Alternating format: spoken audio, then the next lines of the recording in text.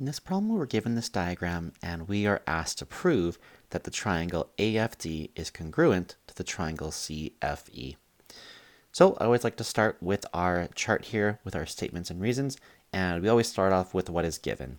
And we know that those two triangles AFD and CBD are congruent. We are given that information. Now, because we know that those two triangles are congruent, we know that this angle A and angle C are going to be congruent. And the reason for that is that the corresponding parts of congruent triangles are congruent. And so for our reasoning for that one, we can always use that good old acronym CPC Tec.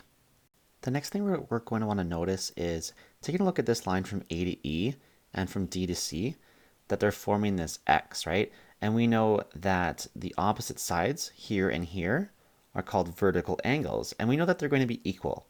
And that's because we know just this property that vertical angles are always going to be congruent. So our strategy at this point is to now try to prove that the line from A to D is the same length or congruent to the line from E to C. Because if we can prove that, then we can conclude that these two triangles, AFD and CFE, are congruent due to angle-angle side. Angle-angle side. So how do we prove that AD and EC are congruent? Well, we start by stating that the lines AB and BC are congruent, and that the line from DB and B to E are congruent as well. And we know that's going to be the case because we were given that these are congruent triangles. And so our reasoning will actually be quite similar to step 2, knowing that the corresponding parts of congruent triangles are going to be congruent. Anyway, now that we have that statement down, we can now say that the lines AD and CE are going to be congruent. And that's just because of subtraction, right? If you were to take this line AB and subtract DB, you would be left with the line AD.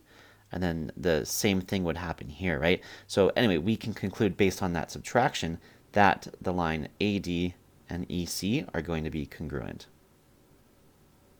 All right, we have now reached the point we were trying to get to because we can now conclude that those two triangles, AFD and CFE, are congruent because of angle-angle side. All right, I hope that was helpful, and that's all for this video. Thanks for visiting JD's Preparation.